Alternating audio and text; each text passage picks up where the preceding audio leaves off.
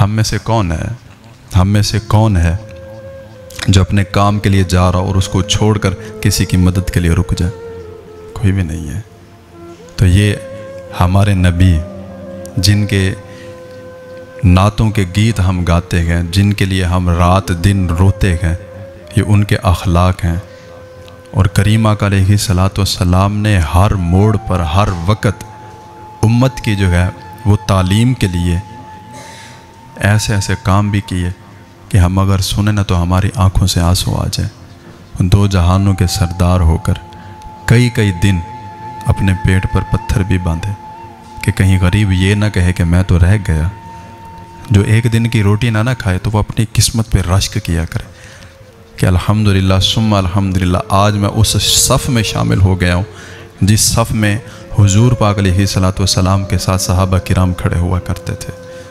اگر کوئی بندہ بالکل سادے طریقے سے اپنی بیٹی کی شادی کرے نا تو وہ مایوس نہ ہوا کرے، بلکہ خوش ہوا کرے کہ آج میں نے اپنی بیٹی کی شادی، اس کی رخصتی اس طرح کی ہے، اس صف میں شامل کر دیا ہے جس صف میں خاتون جنت کی کنیزیں کھڑی ہوئی ہیں۔ تو یہ سب کچھ جو ہے وہ غرباء کے لیے تھا، وہ تو امت کے غمخوار ہیں، وہ ہماری فریاد رسی کرتے گئے، وہ ہماری مدد کو پہنچتے گئے۔ لیکن بات کیا ہے؟ پکارنے والا دل ہو، کیونکہ جس دل میں کریم آقا علیہ الصلاۃ والسلام نے آنا ہے، تشریف لے آنا ہے، اگر اس میں میل کچیل ہو تو پھر تو مشکل ہے۔ جس زبان سے ہم نے پکارنا ہے اگر وہ جھوٹ بولتی ہو پھر تو مشکل ہے۔ جس زبان سے ہم نے کریم آقا علیہ الصلاۃ والسلام کو پکارنا ہے اگر وہ گالی گلوچ کرتی ہو، غیبت کرتی ہو، چغلی کرتی ہو، غلط بیانی کرتی ہو، پھر تو مشکل ہے۔ جس گھر میں حضور پاک علیہ الصلاۃ والسلام کی محبت نے آ کر رہنا ہے اگر اس میں چور ہو یا اندھیرا ہو پھر تو مشکل ہے۔ تو اگر حضور پاک علیہ الصلاۃ والسلام سے محبت کرنی ہے نا تو یہ زبان کو پاک کریں۔ کریم آقا علیہ الصلاۃ والسلام کو اگر ہم اپنا پیشوا مانتے ہیں، مسیحا مانتے ہیں، غمخوار مانتے ہیں کہ ہماری تکلیف کو وہ دور فرمائیں گے، اگر ان کی محبت ہمارے دل میں آئے گی، ہم یہ مانتے ہیں، تسلیم کرتے ہیں، چاہتے ہیں، ہماری چاہت ہے، ہماری خواہش ہے، تو ہمیں چاہیے کہ ہم اس دل کو بھی صاف کریں۔ اس میں کسی مسلمان کے لیے بغض نہ ہو، حسد نہ ہو، کینہ نہ ہو، زبان بھی پاک ہو، دل بھی پاک ہو، پھر دیکھیں کیسے نہیں رنگ لگتے۔ پہلی شرطیں مکمل کریں۔ آج میرے خیال سے ٹائم میں کچھ زیادہ لے گیا ہوں، میں ایک عشق کی بات آپ کو بتاؤں۔ میں نے جب یہ سنی تو میں خود تڑپ اٹھا اس کو سن کے۔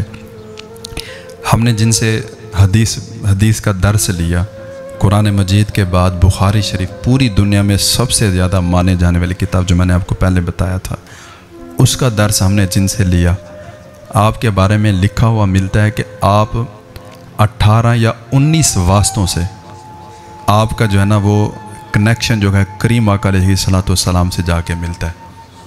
آپ کی یہ شان تھی۔ ایک دن کیا ہوا کہ یہ جب رمضان المبارک ختم ہوتا ہے تو اس کے بعد نا سبق تقسیم کیے جاتے ہیں کہ یہ سبق یہ استاذ پڑھائیں گے، یہ استاذ، مطلب وہ تقسیم اسباق جو ہے نا وہ ایک سلسلہ ہوتا ہے، یہ مدارس میں ہوتا ہے۔ اس دن کیا ہوا کہ آپ جو ہمارے استاذ تھے اب اس دنیا سے پردہ فرما گیا، اللہ تعالیٰ ان کو جنت الفردوس میں اعلیٰ مقام عطا فرمائے۔ تو آپ 40 سال سے اوپر آپ کو ہو گیا تھا اور آپ درس حدیث پڑھا رہے تھے، 40 سال، اور ہم خود ان سے جب پڑھتے تھے یقین جانے ہم نوجوان تھے لیکن آپ بزرگ ہو گئے تھے، سفید داڑھی، بھویں آپ کے نیچے گر چکے تھے، لیکن کیا ہم 1-1.5 گھنٹہ آرام سے نہیں بیٹھ سکتے تھے، ادھر ہلتے، لیکن قربان جائیں ان کے عشق پہ جب حدیث مبارکہ پڑھاتے تھے ذرا برابر بھی نہیں ہلتے تھے کہ کہیں گستاخی نہ ہو جائے، چاہے سردی ہے چاہے گرمی ہے، ہر روز غسل کر کے آتے تھے بزرگ ہو کے۔ تو کیا ہوا کہ وہ جب سبق تقسیم ہو رہے تھے تو ایک اور شیخ الحدیث صاحب تھے، انہوں نے کہا کہ اس دفعہ بخاری شریف کا درس میں دوں گا۔ تو وہ جو ہمارے استاذ تھے، بزرگ تھے، جو 40 سال سے حدیث کا جو ہے نا وہ درس دے رہے تھے، خدمت کر رہے تھے، انہوں نے بولا ٹھیک ہے آپ دیں، لیکن ایک شرط ہے۔ وہ شرط کیا ہے کہ آج رات خواب میں جس کو کریم آقا علیہ الصلوۃ والسلام اجازت دے درس پڑھانے کا، صبح آ کے وہ درس پڑھائے گا۔ اللہ اکبر۔ تو جو دوسرے شیخ الحدیث صاحب تھے وہ کانپ گئے۔ اور آپ کی زندگی کے اوپر اگر ہم روشنی ڈالیں نا تو دیکھیں، ایک کرتے میں آپ نے اپنی زندگی گزاری۔ دور دراز کہیں چلے جاتے تھے، وہاں پر جا کے اپنا کرتا دھو کے واپس پہن کے پھر آ جاتے تھے۔ حدیث کا درس دیا لیکن کرائے کے مکان میں رہے۔ آپ کا نام حضرت سیدنا شیخ الحدیث گل احمد عتیقی صاحب نور اللہ مرقدہ، آپ سے ہم نے درس لیا۔ عشق اگر کرنا ہے نا تو پھر عشق بڑے امتحان لیتا ہے، عشق بڑے امتحان لیتا ہے، ایسے نہیں ہو جاتا، قربانیاں بھی لیتا ہے۔ تو یہ سب کچھ ذکر کرنے کا مقصد صرف اور صرف یہ ہے کہ اپنے عشق میں کھوٹ نہ رکھیں، عشق حقیقی ہو، صاف ہو، پاک ہو، زبان بھی دل بھی پاک ہو، پھر دیکھیں کیسے رنگ لگتے گئے۔